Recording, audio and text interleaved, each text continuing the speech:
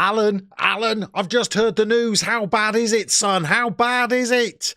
6 weeks? We can't lose him for 6 weeks. Who put in this robust challenge during training? Nom? Who let Nom join in? Welcome back to Season 2 of the Dobfather Part 2, and we have got some difficulties. In the league, things are not going too bad. We're losing to all of the big teams, but we're picking up points against the teams that are of a similar standard, but that's been with our star man, Darko Mitrovic, leading the division in terms of his average rating, and Nom has slid in on him in a training session, and we're now going to be without him for 6 weeks. We don't have any youngsters that have turned 17 yet that can play centre-half, but we do have one that can play midfield, who's going to be making his debut today. Well, let's start with some better news, shall we? Because not one, but a brace of lovely people have headed down below, clicked on that little button that says join, and pledged their support as channel members. So a huge thank you to GL Sam 75 and Dylan Jones, who've signed up to support the channel for just 99p a month. That's less than $1. That's less than €1. That's way less than 1 Guatemalan quetzal. We're going to try and reward them today by getting a win against the team that's top of the table. And that team is Olimpia Ljubljana, who we will give you a scout report on later in the episode. But they have won 6 and lost 1 of their 7 games so far this season. But look at little old us. 4 wins from 7 games. When we're coming up against the good teams, we're losing. We lost to local rivals Domžale, and we lost to Koper, the team that won the title last season. But when we are in action against some of the more beatable teams, we are picking up the points, and the boys are playing really well. But the man that's been marshalling it all so far this season is Darko, and we are going to be without him for 6 weeks now. And I fear we are going to crumble, because it means we were already propping up our defence. Last season, we had Mitrovic playing alongside Datcherman, who was on loan from then parent club Domžale. Without him, we were already having to move in a 5'8" replacement who's really a defensive midfielder and hasn't been playing well. Now, we're going to have to bring in 2 makeshift central defenders. Things could take an ugly turn. But otherwise, we've been doing really well. Let's show you the form that we've been in. I'm fairly pleased with it. You saw our 4-0 victory against our fellow promoted side, Alumini, in the last episode. We then followed it up with a 0-0 draw against Gorica before another 4-0 victory in our next game. We were taking on Chela, and we scored twice in the first half and twice in the second half in a really comprehensive win. Levec gave us the lead. We had further goals through Kasnic and Gajic before our Belge fired in the 4th. But then there was disappointment as we narrowly lost our first top-flight derby against Domžale before an away trip to last season's champions, and we dominated. We lost 2-1, although Koper only had 2 shots on target during the entire match, and we had an XG of 3.26. After falling behind, we managed to equalise in the 81st minute through Grigorin, only to then have our hearts broken in the 3rd minute of stoppage time. But I guess that's what champions do. But we prevented 3 defeats in a row by winning 2-0 in our next game, thanks to a bit of charity work from their keeper. And in the second half, Nechlevet rose at the far post to give us that 2-0 win. And so to our most recent game, another 2-0 victory, but perhaps we were a little fortunate on this occasion, as we scored twice in a game where our XG didn't even register 1. But as you saw, that second goal in the last game was scored by starman Mitrovic, and we're going to lose him today. He'd been training so well, I thought he might have a sneaky chance of maybe getting a call-up, potentially to the Slovenian under-21 side if he was young enough still, but I think those dreams have been dashed. We've been playing Rems as the auxiliary centre-half this season. He's got an average rating of 6.83, not disastrous, but really not as good as the man alongside him. But I'm afraid, with him being unavailable today, we're going to have to give the call to Gaspar Petek. His average rating is down at 6.63. Granted, He's only made 2 starts and he's had 2 sub appearances. And going forward, we have more issues in the squad as well. We've been giving far more game time this season to Giga Av Belge since Clement Kunstel decided to call time on his career at the tender age of just 41. Well, he's now decided that he wants to leave the club on a free transfer at the end of the season. The cause of his unhappiness was a bid that came in on transfer deadline from another club in the top flight. It was only for about £18,000. So I decided to try and bargain with them. Would they give us £100,000 plus loan him back to us until the end of the season? They withdrew their offer straight away. He stormed into the office, took the door off its hinges, spent hours having to replace that, and now he's decided he's going to run down his contract and leave us at the end of the season, which is a shame because he's been playing well, and I did see him as our central midfielder, or our defensive central midfielder, for the next season or so, but I think that's no longer going to be the case. At least he's going to be with us until the summer, and we might have a replacement coming through. And that man coming through is Matija Kavcic, who the head of youth development did warn us was the most promising prospect of the recent youth intake. He's training incredibly well. He's grown an inch to 5'10" as well. And in addition, he's also made his debut for the national team at under 19 level. So I think he might be a player of some potential. He's naturally a defensive midfielder. He could go and play as a central defender. And now that he's 5'10", well, another inch, and that would definitely be an option. He can play in the central midfield berths as well. He still lacks a little bit of pace, but otherwise he looks like he could be our defensive midfielder of the future. Elsewhere, we've had 2 other players that have really performed well during our under-19 games. One of them is striker Denis Valencic.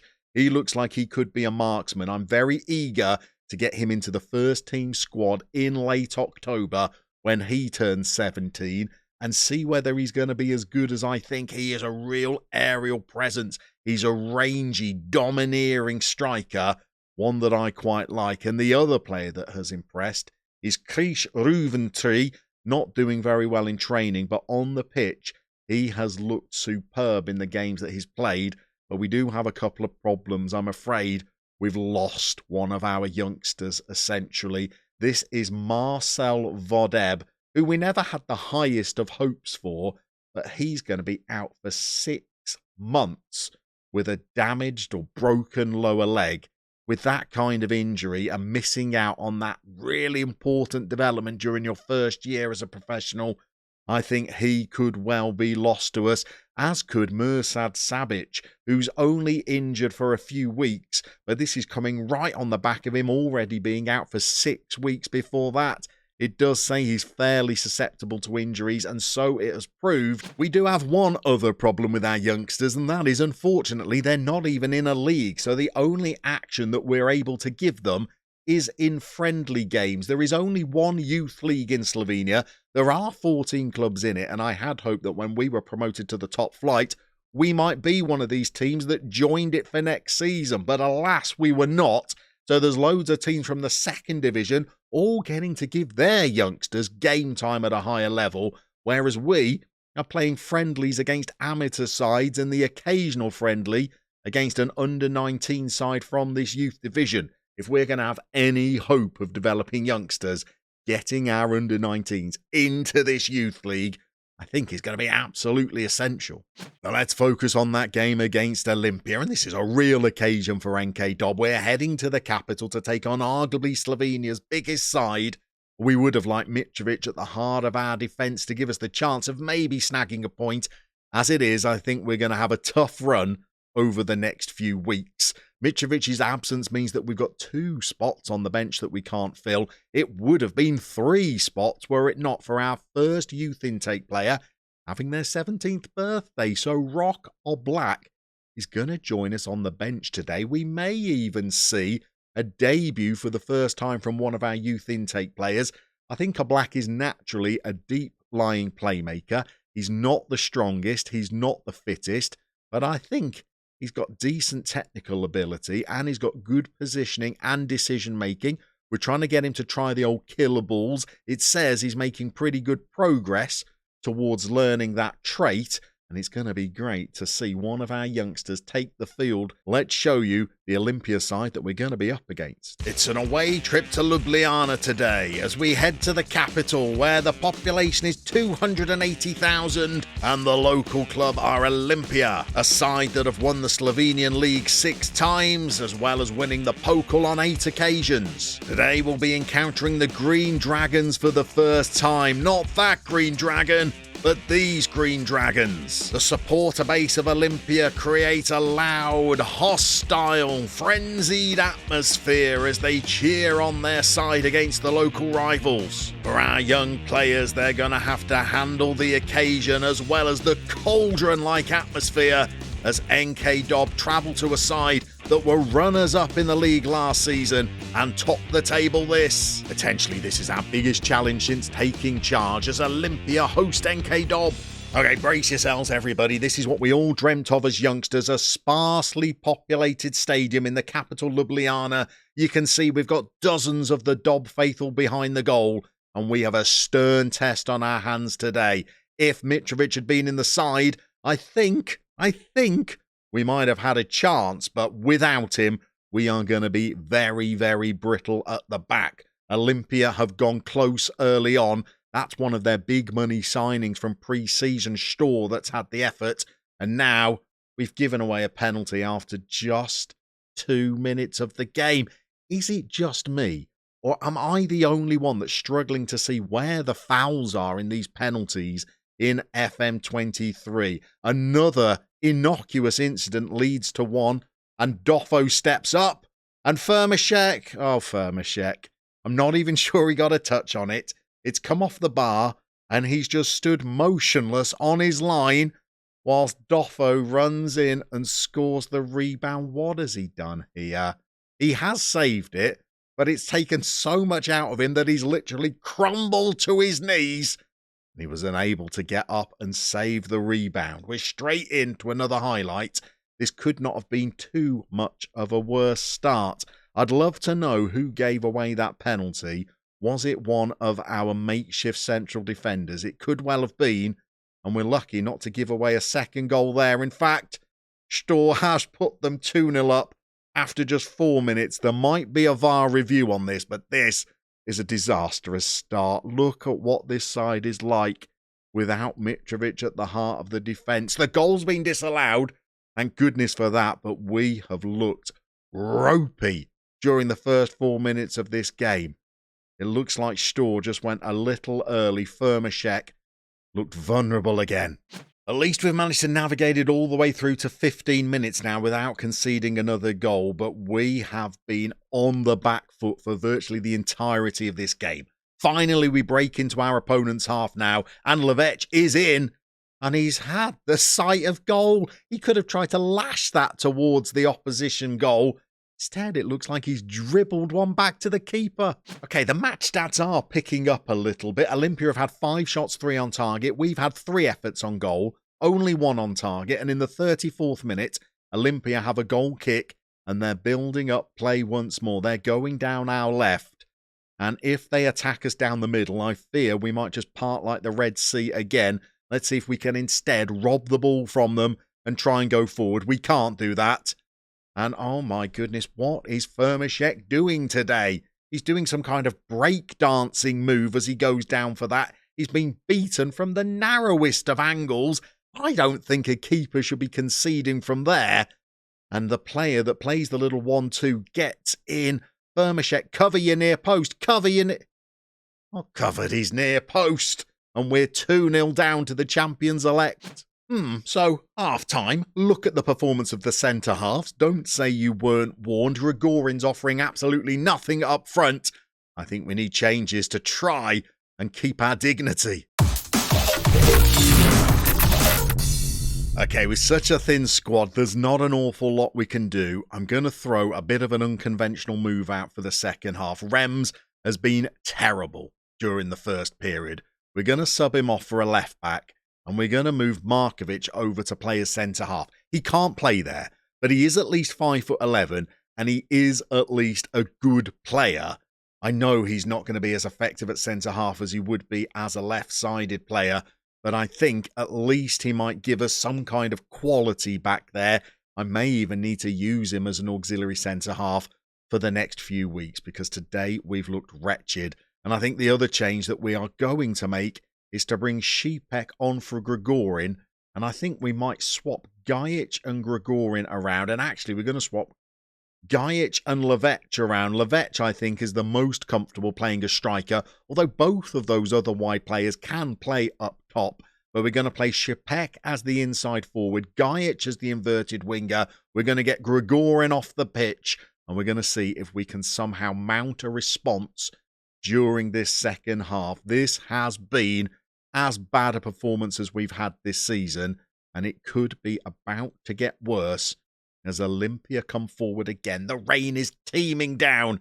It's a metaphor for our spirits in this game, as they have the ball on their defensive line and they send it in one clear motion into our box, and now they patiently build up again. Doffo, the goal scorer for their first, is at the heart of the play, and now Pedro's in, and it's 3-0. And at what point do we start to brand this embarrassing? This is the reality check, people. I did say in the preamble, we look okay against the clubs that are in and around us, and when we've played one of the top sides, we've been beaten. We probably shouldn't have been against Koper. We were probably good enough to have won that game, but against Domžale, we were wretched. And in this game, it's equally so, I'm afraid. And I don't know where we go from here. I've nudged it down to a cautious mentality just to try and protect us. Their XG is approaching a 3. I don't know whether this is the kind of game that you want to bring Rock or Black on for, but Jaki Kašnić is on a 6.2. So at this point, maybe we should just gamble on the youngster. Let's move him with Čiglar. Čiglar can go and be the more attacking. Oblak can just be the central midfielder who I allow some slight playmaking tendencies by allowing him to take more risky passes. By the way, how's this for good coaching? It's only in the last couple of games of last season I realised you could make 5 substitutions in Slovenia rather than 3. So we've still got a couple up our sleeve. In fact, with Levec playing so poorly, let's bring on Dino Zenkovic. We will move Šípek up front. Can't do any worse than the men that have gone before him. 70 minutes in, 3-0 down. And 3 could quickly become 4 because they've sent in a free kick, and indeed, that is what has happened. Their heads have dropped. Markovic hasn't really helped, I don't think, going in at centre-half. We are all at sea. We're now conceding from set pieces again. We've still got 10 minutes to try and navigate, and we are being pummeled. Petek is now down in the 5s, joining Rams on that appalling rating, and we have been outdone, outclassed, outplayed by Olympia this afternoon. An XG of 2.81 versus 0.54. Only 3 shots on target the entire game. Not a single player getting an average rating of note apart from Firmashek. And I have got to question whether he deserves that 7. After that heavy defeat, the boys are going to be training tomorrow, and you have to worry what kind of shape we're going to be in next time we see you if we're playing the next 6 weeks without our star defender. I guess we'll find out as we come back for more Dobfather.